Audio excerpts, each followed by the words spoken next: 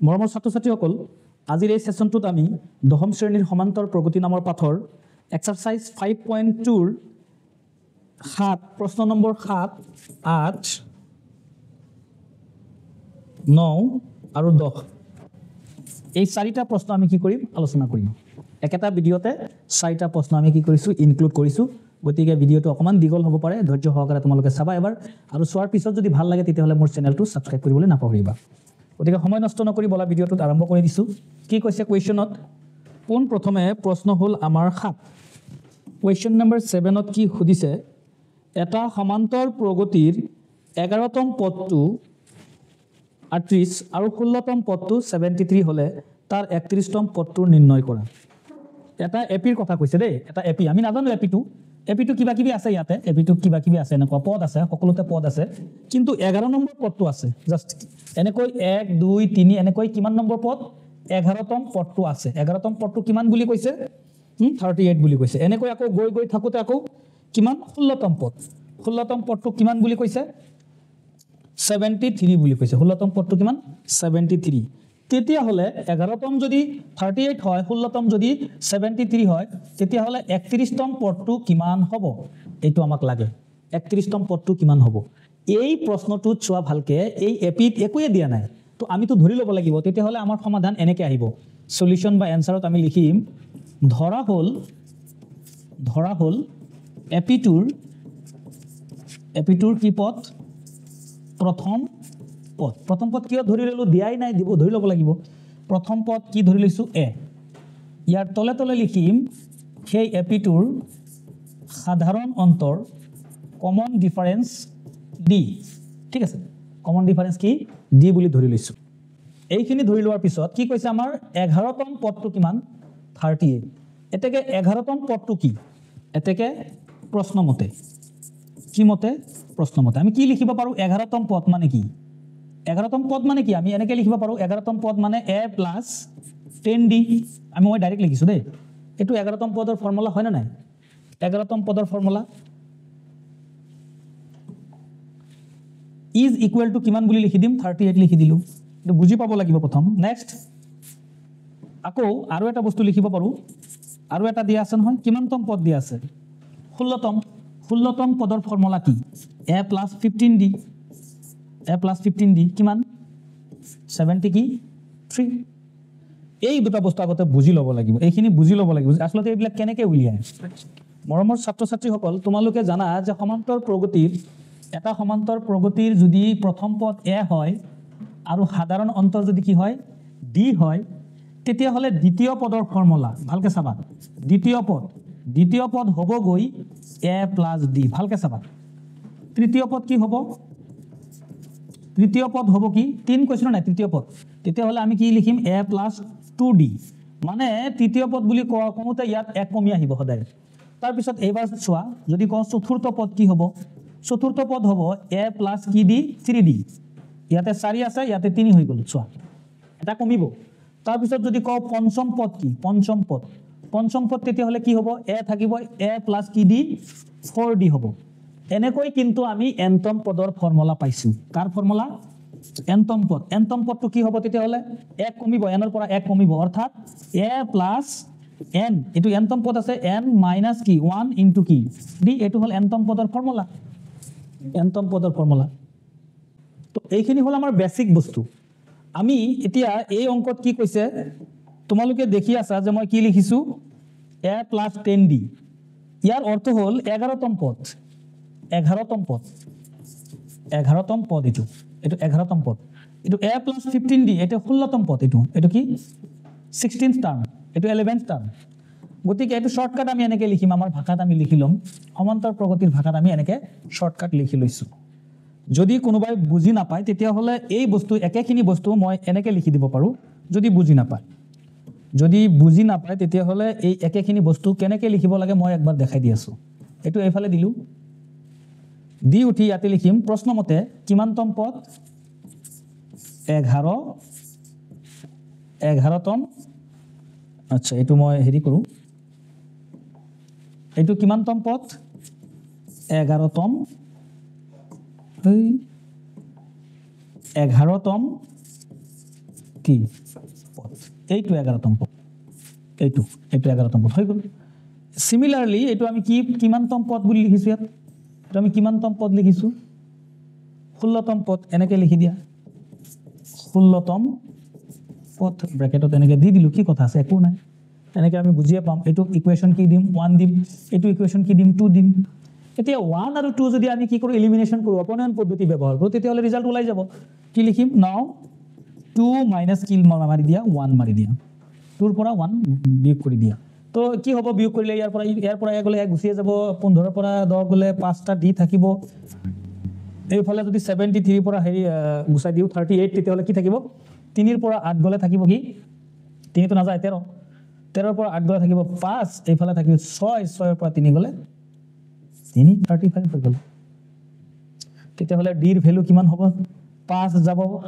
35 ৰ ভিতৰত কেইবাৰ 7 বাৰ ডি ভ্যালু ওলাই গল ডি ৰ ভ্যালু যদি ওলাইছে তেতিয়া হলে আমি এৰ ভ্যালু পাম যিকোনো এটা সমীকৰণত বহাই দিম আমি এনেকে লিখিম ডি ৰ মান সমীকৰণ 1ত বহাই দিম এতিয়া ডি ৰ মান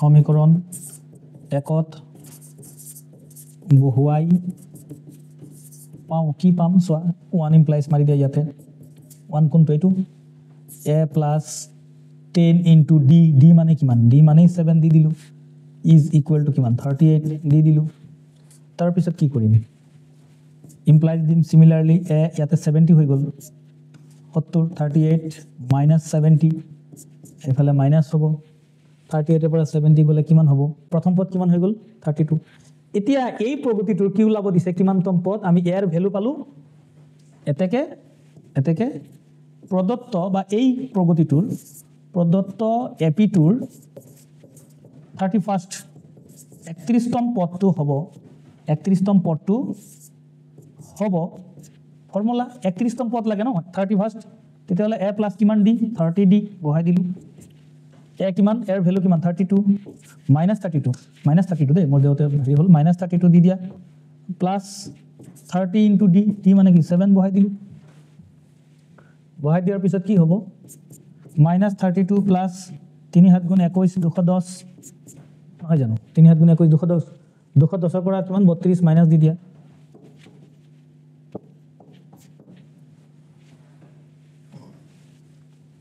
এক ধার করা 10 থেকে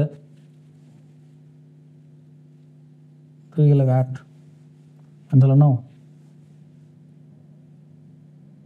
নাই নো কিছুই নাই এক ধার করা फिर 10 থেকে 7 178 10 10 নাতে গেল 1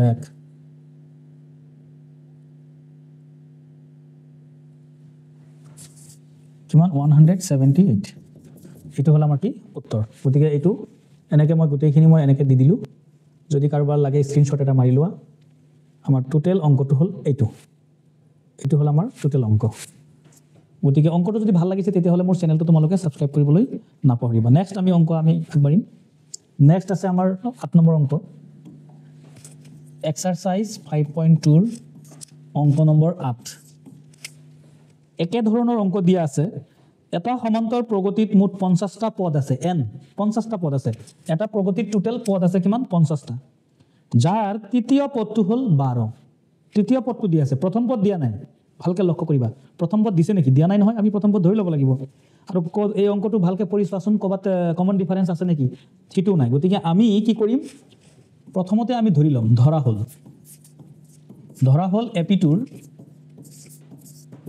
হল এপিটোৰ প্ৰথম পদ এ সাধাৰণ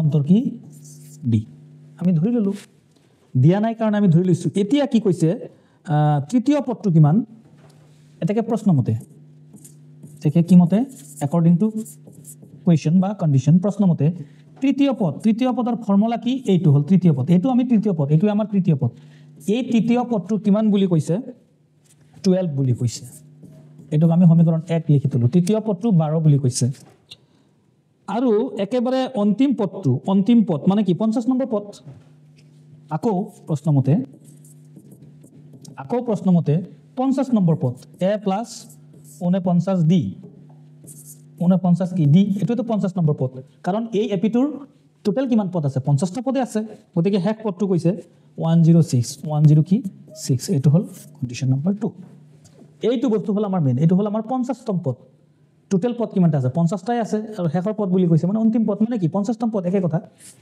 এতিয়া কৈছে কি আমাৰ 29 নম্বৰ পদটো একদম সহজ এইটো যদি তৃতীয় পদ হ'ব পাৰে এইটো যদি 50তম পদ হ'ব পাৰে এই দুটা সমীকৰণ আমি পাইছো এই সমীকৰণ দুটাক আমি যদি কি কৰো অপনয়ন পদ্ধতিৰে সমাধান কৰো তেতিয়া হলে আমি নিশ্চয় d ৰ মান পাম কি কাৰ মান পাম d ৰ মান পালে আমি এৰ মানো পাম তেতিয়া আমি কি কৰিম বহাই দিম সমীকৰণটো হৈ যাব এতিয়া 2 minus 1 বহাই দিলো 2 minus 1 ইয়াৰ পৰা এটো মাইনাস কৰা তো এৰ পৰা এ গুছি গলে এটো গুছিয়ে গল 49 ৰ পৰা যদি আমাৰ কিমান যায় গৈ 2 গুছি যায় তেতিয়া হলে আমাৰ হ'ব 47 d আৰু 106 ৰ পৰা যদি 12 গুছি যায় তেতিয়া হলে আমাৰ কিমান থাকিব 106 minus 12 মাইনাস কৰিলে হ'ব ইয়াতে 4 এক ধাৰ কৰা কিমান হল 10 9 94 কিমান হ'ব 94 হৈ গল এতিয়া আমি কাৰ ভ্যালু উলিয়াম d অকমান ওপৰত উঠাই দিছো d is equal to ওপৰত হ'ল 94 তলত হ'ল 47 যদি অকমান কটাকটি কৰি দিয়া 2 হ'ব d ৰ মান 2 এতেকে the value of d is equal to 2 হৈ গল আৰু কৈছো নহয় d ৰ ভ্যালু পাম d ৰ ভ্যালুটো এটা সমীকৰণত বহাই দিয়া putting the value of d in equation কিমান 1 we have আমি এই d ৰ মান যদি কোড বহাই দিও সমীকৰণ 1 এক এইটো ইয়াৰ পৰা স্টাৰ্ট কৰিলো a plus 2 into d d আছে d ৰ ভ্যালু বহাই দিয়া 2 into 2 is equal to কিমান 12 এটো আমাৰ সমীকৰণ কি 1 তাৰ পিছত আমি আকৌ ইমপ্লাইজ দিম d উঠি আমি কৰিম a plus 2 2 গুণ 4 4 হ'ব ন তো 4 হ'ব এই ডাইৰেক্ট কৰি দিও ডাঙৰ কৰাৰ কি অৰ্থ আছে 12 যদি এইফালে থাকে এইফালে 4 গুছি গল এতিয়া হল কিমান 8 তো ভালকে চোৱা আমাৰ এৰ ভ্যালু ওলাইছে d ৰ ভ্যালু ওলাইছে ভালকে চোৱা এই অংকটো এতিয়া আমাক কিমান নম্বৰ পদ লাগে 29তম পদটো লাগে একদম সহজ এতেকে 29তম পদটো হ'ব কেনেকৈ উলিয়াব লাগে 29তম পদ a plus 28 কি d ইয়াতে বহাই দিলে উত্তৰ হৈ যাব মই এখিনিত কৰি দিম ঠাই আছে মোৰ এখিনিতে কৰি দিম মই ইকুৱেল টু a মানে কিমান এৰ ভ্যালু হল 8 প্লাস কিমান 28 into d d কিমান 2 d দিলে হল d ভ্যালু 2 8 আহিল 28 দুগুণ কিমান 56 28 দুগুণ 56 তাৰ লগত 8 যোগ কৰিলে 8 আৰু 6 14 14 4 7 1 পাছে 64 এইটো হল আমাৰ কি উত্তৰ ইয়াৰ পিছত আমি সিমিলাৰ এটা কোৱেশ্চন লৈছো একদম একে প্ৰশ্ন নম্বৰ 9 যেহেতু মই কৈছো ইতিমধ্যে যে এটা ভিডিওতে মই 4টা অংক কৰিম 5.2 কোৱেশ্চন নম্বৰ 9 কি কৈছে সেম একে ধৰণৰ আৰু এটা অংক এটা সমান্তৰ প্ৰগতিৰ তৃতীয় নম্বৰ পদ আৰু নৱম নম্বৰ পদ এই দুটা হল থাৰ্ড টাৰ্মটো কিমান তৃতীয় পদটো কৈছে তৃতীয় পদটো হল তোমাৰ সৰি আৰু 9 নম্বৰ পদটো কৈছে 9th টাৰ্মটো কৈছে তোমাক কিমান -8 ওকে এটা সমান্তৰ প্ৰগতি 3 নম্বৰ পদটো 4 9 নম্বৰ পদটো -8 তেন্তে ইয়াৰ কোনটো পদ শূন্য হ'ব ইয়াৰ কোনটো পদ কি হ'ব শূন্য হ'ব কোনটো পদ শূন্য হ'ব আমিতো নাজানো কোনটো পদ শূন্য হ'ব আমি ধৰি লম যে nতম পদটো কি হ'ব শূন্য হ'ব আমি এনেকৈ অংকটো কৰি লম গতিকে যেহেতু এই অংকত এই সমান্তৰ প্ৰগতিত একোৱে দিয়া নাই প্ৰথম পদ দিয়া নাই কমন ডিফাৰেন্স দিয়া নাই গতিকে আমি ধৰি লব লাগিব আমি ধৰি লম ধৰা হল এই এপিটোৰ প্ৰথম পদ ফাৰ্স্ট টাৰ্ম a আৰু কমন ডিফাৰেন্স সাধাৰণ অন্তৰ কি বুলি ধৰি লৈছো d বুলি ধৰি লৈছো কমন ডিফাৰেন্স কি d বুলি লৈছো আৰু এটা বস্তু ধৰি লম যে ইয়াৰ nতম পদটো কি হ'ব শূন্য আৰু ধৰা হল এপিটোৰ nতম পদটো ইজ ইকুৱেল টু কি 0 nতম পদটো কি 0 তো বুলি আমি কি বুলি লিখিছো 0 এতিয়া প্ৰশ্নমতে এতেকে কি মতে প্ৰশ্নমতে ভালকে চাব এই যে তৃতীয় পদৰ ভ্যালু কিমান 4 কৈছে তো তৃতীয় পদ মানে কি সমান্তৰ প্ৰগতিৰ ভাষাত কি তৃতীয় পদ মানে a + 2d এটো তৃতীয় পদ হয় কি নহয় সমান্তৰ প্ৰগতিৰ ভাষাত ইয়াৰ ভ্যালু 4 বুলি ধৰি সমীকৰণ 1 লিখা আৰু ইয়াতে ঠাই নাই এখিনি মচি দিও মই যা তো মচি দিলু আকৌ 9th টাৰ্ম যেটো আছে একেদৰে 9 নম্বৰ পদটো 9 নম্বৰ পদ 9th টাৰ্ম তেতিয়াহলে 8 দি ধৰিব লাগিব 9 নম্বৰ পদটো কিমান কৈছে -8 বুলি কৈছে এইটো আমি সমীকৰণ কি লিখিলো 2 লিখি ললো এতিয়া ঝটপটকে উত্তৰ আহি যাব একো চিন্তা কৰিব নালাগে ডাইৰেক্ট আমি এই সমীকৰণ 2 ৰ পৰা সমীকৰণ 1 বিয়োগ কৰি দিলে উত্তৰ আহি যাব এতিয়া পক্ষান্তৰ নহয় সৰি অপনয়ন কৰিম 1 - কি কৰি দিম তো এলিমিনেশন পদ্ধতি ব্যৱহাৰ কৰি ইয়াৰ পৰা এটো মাইনাস কৰিলে তোমাৰ হ'ব 1 গুচি গল 8 ৰ পৰা যদি যায় 6d হ'ব আৰু এইফালে হ'ব দুইটাই মাইনাস হ'ব তো কিমান হ'ব 12 হ'ব তেতিয়া হলে d ইজ ইকুৱেল টু কিমান হ'ব 6 যাব 12 ৰ ভিতৰত দুইবাৰ মানে -2 d ৰ ভ্যালু কিমান ওলাল -2 ওলাই গল এইবাৰ আমি d ৰ মান উলিওৱাৰ পিছত এই d ৰ ভ্যালুটো আমি যিকোনো এটা সমীকৰণ আইদাৰ ইন ইকুৱেশ্যন 1 অৰ 2 যিকোনো সমীকৰণত যদি এই d ৰ মানটো যে -2 এই 2 মানটো ইয়াত বহাই দিলে এৰ মান ওলাব কি না ওলাব আৰামছে ওলাব মই এটো অকমান ওপৰত লৈছো এনেকে এতিয়া মই লিখিম আকৌ কি ইমপ্লাইজ মই ডাইৰেক্ট লিখিছো দে ইমান আৰু দীঘল কৰাৰ মোৰ হেৰি নাই আকৌ কি ইমপ্লাইজ 1 ইমপ্লাইজ মানে 1 নম্বৰটো তুমি চোৱা 1 নম্বৰ কি আছে 1 নম্বৰত a + 2 * d মানে কি -2 দি দিলু ইজ ইকুৱেল টু কিমান 4 দি দিলু তাৰ পিছত হ'ব কি তোমাৰ a - 2 দ্বিগুণ কিমান 4 ইজ ইকুৱেল টু কি 4 a ইজ ইকুৱেল টু এই 4 টো ইফালে আহিলে যোগ হৈ যাব 8 হ'ব এবাৰ আমি a ৰ ভ্যালু পালো কি না পালো a ৰ ভ্যালুটো পাই গলো এতিয়া যেহেতু আমি a ৰ ভ্যালু পাইছো গতিকে আমি এটা কাম কৰিম চোৱা অংকটো এনেকুৱা আছিল ভালকে চোৱা এই ধৰণৰ আছিল মই এইটো সাইডে বাকি অংকখিনি কৰিম d ৰ মান পোৱাৰ পিছত আমি d ৰ মানটো সমীকৰণ 1ত বহাই দিছিলো দিয়াৰ পিছত কি পালো a ৰ ভ্যালু পালো a ৰ ভ্যালু পোৱাৰ পিছত আমি লিখিম আকৌ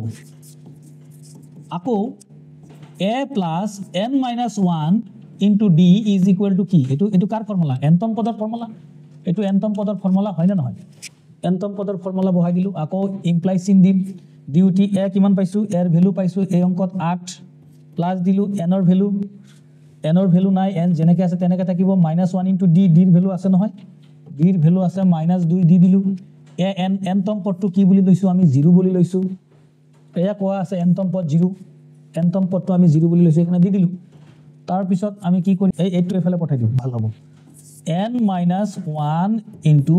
* এটো 2 এই 8 এইফালে গলে কি 8 -8 আচ্ছা নেক্সট আকৌ আমি কি কৰিম n - 1 এই -2 এফালে পুৰণ এফালে আহিলে কি হ'ব হৰণ -8/-2 হৰণ হৈ যাব এটো কাটা হৈ যাব 4 বাৰ এবাৰ সোয়া লাস্ট লাইন n এটো প্লাস হৈ যাব তো হ'ব 4 + 1 ইজ ইকুৱেল টু কি 5 তেতিয়া হলে এই যে প্ৰগতিটো কোনটো প্ৰগতি যাৰ তৃতীয় পদটো 4 আৰু নৱম পদটো কিমান -8 সেই প্ৰগতিটোৰ কোনটো পদ শূন্য হ'ব এতেকে পাঁচতম বা পঞ্চম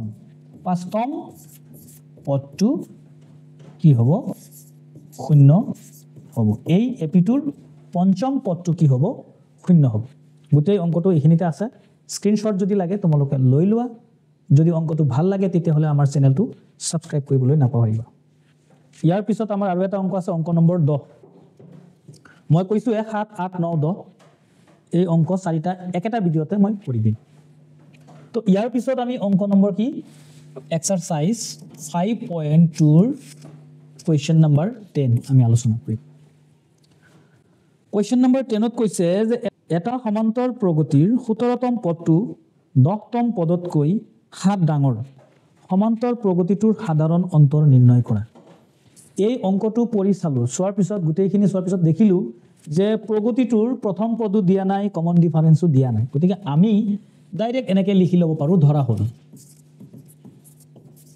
হল প্ৰগতিটোৰ মানে এপিটোৰ প্ৰথম পদ নাই নহয় এ ধৰি লৈছো আৰু সাধাৰণ অন্তৰ সাধাৰণ কি অন্তৰ কমন ডিফাৰেন্স কিমান ডি বুলি ধৰি ললো ওকে প্ৰথম পদ আৰু সাধাৰণ ধৰি লৈছো লোৱাৰ পিছত কি কৈছে ইয়াতে যে 17 নম্বৰ পদটো এতেকে আমি এটা সমীকৰণ সজাই লম ইয়াতে চাবা কেনেকে দিও এতেকে প্ৰশ্নমতে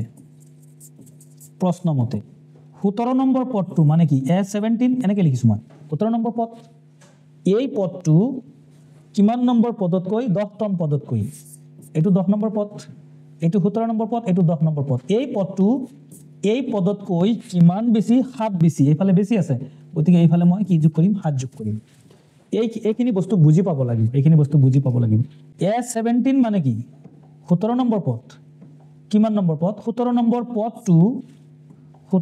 পদটো 10তম পদতকৈ এইফালে 7 ডাঙৰ এইফালে অলৰেডি 7 ডাঙৰ গতিকে 7টো মই এইফালে দিব লাগিব মই সেইফালে কি দিছো 7টো মই দি দিছো এতিয়া চাবা সেকেন্ড লাইনত মই কি কৰো 17 নম্বৰ পদৰ ফৰ্মুলা কি a + 16d তো সকলোৱে জানে a + কিমান d 16d লিখিলো সমানচিন 10 নম্বৰ পদৰ ফৰ্মুলা কি a + কিমান d 1 কমি আহিব 9d + 7 দি দিলো দিয়াৰ পিছত চোৱা এটো এটা ধুনিয়া এটা সমীকৰণ হৈ আছে এইফালে মই a আৰু a দুয়োফালে মই অপনয়ন কৰি এলিমিনেট কৰি দিলো দুয়োফালে কেনসেল কৰি দিলো a নাই এতিয়া যিখিনি থাকিল চোৱাচোন এইফালে থাকিল 16d আৰু সেইফালেতো আছে d টো এইফালে না -9d আহিব এইফালে যদি মই পক্ষান্তৰ কৰো আৰু ইয়াতে 7 থাকি গল কিমান হল 16d - 9d that means 7d থাকিল 7d = কিমান হল 7 হল তেতিয়া হলে d = কিমান হ'ব d হ'ব 7 7ৰ ভিতৰত কেইবাৰ একবাৰ বাস হৈ গল গতিকে এটো হল আমাৰ উত্তৰ একদম সহজ অংক এইফালে চোৱা ভালকে চোৱা স্ক্ৰিনশ্বট লাগিলে লৈ লোৱা এটো হল আমাৰ কেই নম্বৰ অংক নম্বৰ 10 গতিকে ছাত্ৰ-ছাত্ৰীসকল একেটা ভিডিওতে মই কোৱেশ্চন নম্বৰ 7 8 9 আৰু 10 গোটেইখিনি ইনক্লুড কৰিছিলো যদি তোমালোকৰ এই ভিডিওটো ভাল লাগিছে তেতিয়া হলে মোৰ চেনেলটো সাবস্ক্ৰাইব কৰি ৰাখিবা ভৱিষ্যতে এনেকুৱা ভাল ভাল ভিডিও পাই থাকিবলৈ আমাক কি কৰিবা উৎসাহ জনাবা আজিলৈ এইখিনিতে সমাপ্ত কৰিছো ধন্যবাদ